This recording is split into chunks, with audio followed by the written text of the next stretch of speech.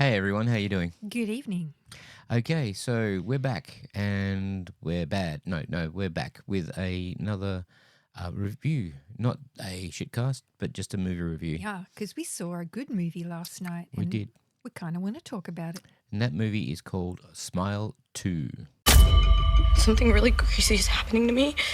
I need to stop it, but I don't know how. It's because you're a horrible person. What did you say?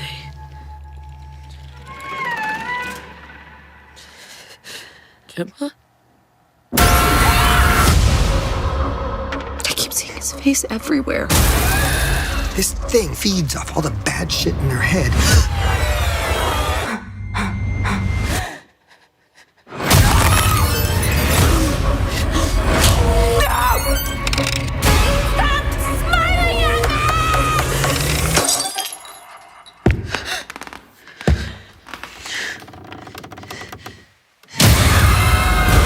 You're not in control! I am!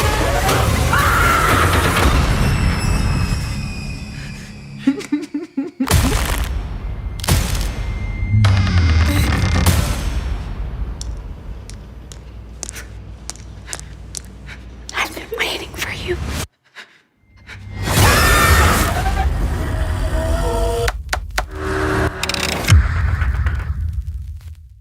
This is obviously the second in the Smile franchise. Why? Why would that be? Because it's Smile 2?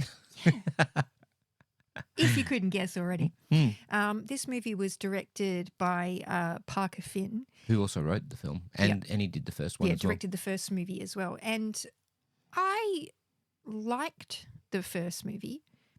I didn't think it was the best thing ever made. I loved the concept of Great the movie. concept.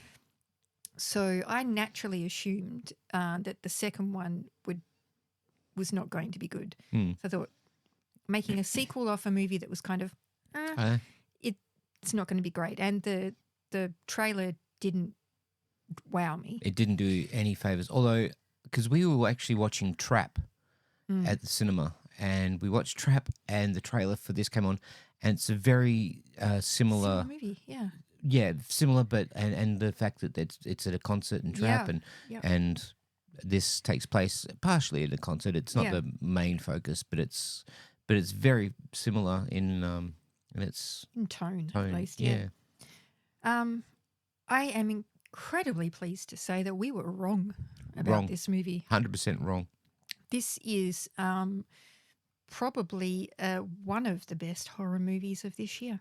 I'd say it's in my top 5. And, you know, we don't say that lightly as horror fans, but this was a huge surprise. It floored me. Yeah. I was just not expecting anything, and from the first scene. Now, the first scene is a one shot. Yep, it is set 6 days after the original. conclusion of the first movie. Yep. And if you don't remember the first movie, the entity that stalks people in this movie overtook our main protagonist, Rose, in the first film, and she makes it into her childhood home. But unfortunately, the police officer, played by Kyle Gallner, comes to Her the ex-boyfriend. house. Yeah, her ex-boyfriend. Comes to the house to try and rescue her and is a witness to her death. And The curse goes to the person who witnesses the death. yeah, that's basically the premise of this demon entity. Like The Ring. Yeah, like it's. We said last night this movie is what It Follows wanted to be. Yep.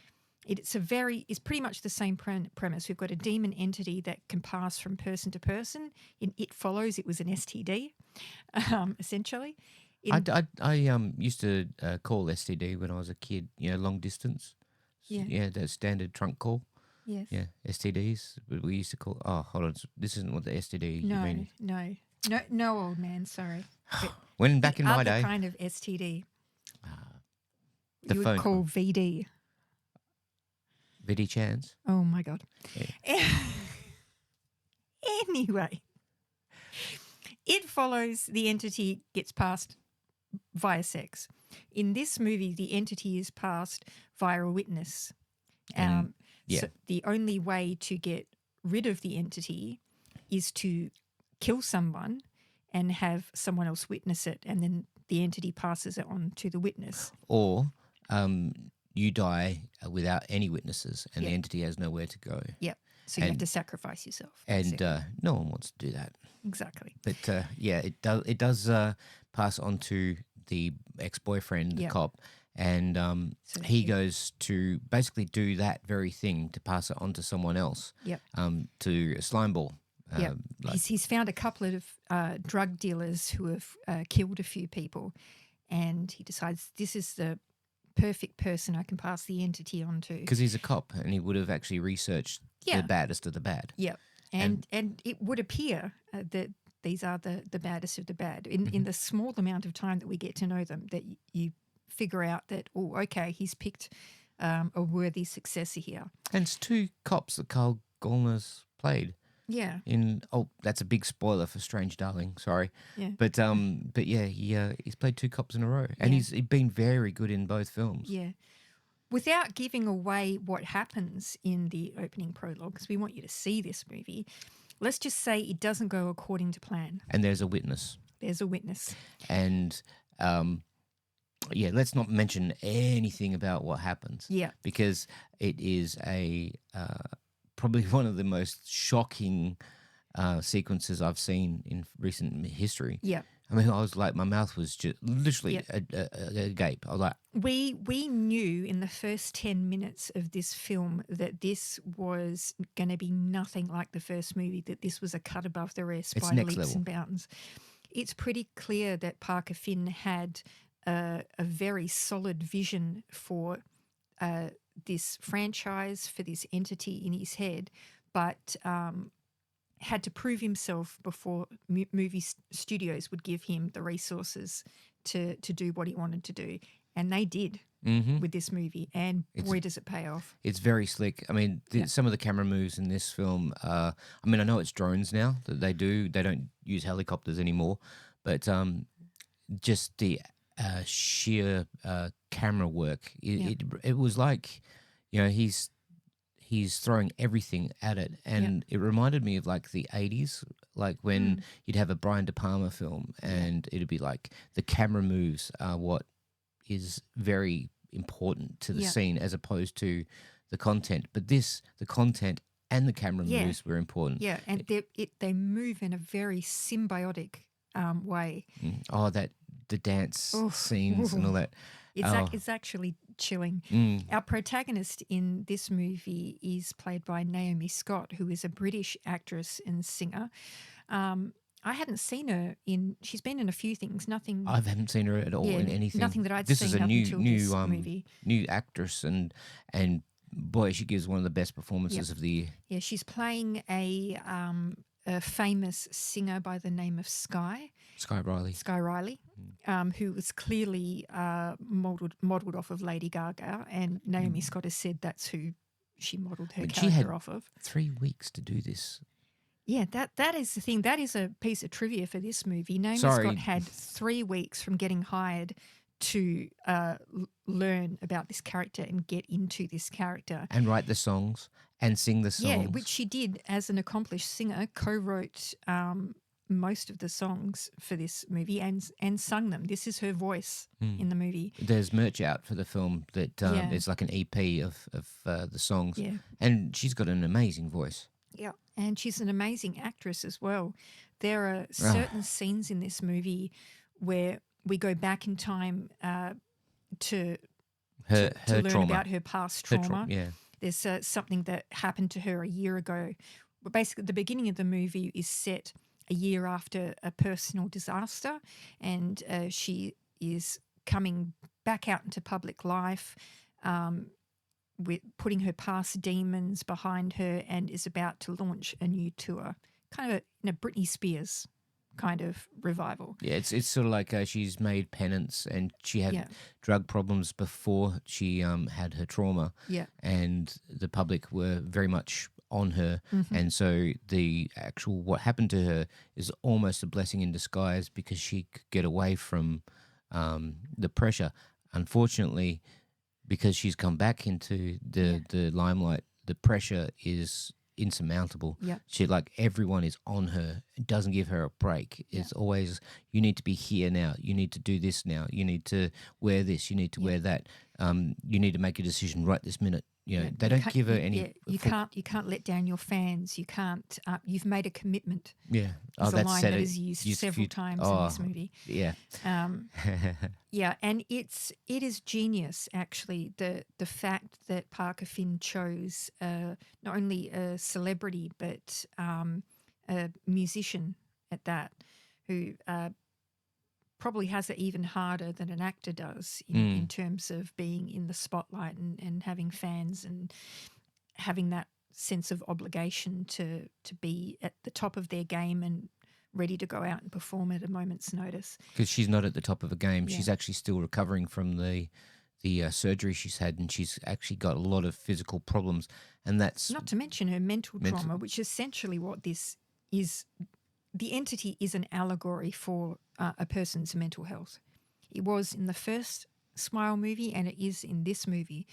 But this time we're seeing it amped up to 11 because it's not a regular person with, I mean, I don't want to say regular trauma because everyone's trauma is valid, but it's not a day-to-day It's not type normal. situation here. This is a situation where this person is in the public eye all the time. So it's heightened. Any trauma that she might have, she can't hide from it because the entire world knows what has happened. And looking at it through that lens, it is a terribly frightening movie. And we're not going to tell you any more about the plot because you need to watch this film Yeah. and discover it for yourself. Yeah. Just the way there are jump scares galore in this movie, and I'm not a huge fan of your stock standard jump scare. I think they're a bit trite, a bit overused, but in this movie, they were used how they should be used. They were perfect, and there are a few shots that in this movie that aren't jump scares, and it's the most chilling thing I've seen in ages. Yeah, we'd be giving away heavy spoilers if we told you what those things were. But I know exactly what they are. If you see the movie, you will see these scenes and go, that's what they were talking about. Whoa. Yes. Yeah. So it doesn't help actually that Skye's ex-boyfriend is played by Ray Nicholson, who is Jack Nicholson's son. Well, Wendy. That's it. And if you remember Jack Nicholson from The Shining and his creepy smile there, let's just say that like father, like son. Big time. Big time. And Rosemary DeWitt is in it as Yes, well. yeah. She's the mum, and she's Huey's mum in The in Boys. In the fourth season of The Boys, yeah. Yeah, it was like we were just sitting there going, "Who is this actress? We know her. Where is she from?" And then of course we look it up afterwards, and it's like, The other delightful thing about this movie, which I've noticed a lot about horror movies in the last couple of years, is it's gone back to practical effects. There is some digital work in here, a lot of digital work, but there is the entity itself is a real life puppet. And Alec Gillis. yeah, who you would know from the Alien franchise. It actually has the same sort of leg structure as the xenomorph. Yeah, very xenomorphy. Yeah. Bending back. Yeah. Which is A kind of human but not human kind of thing.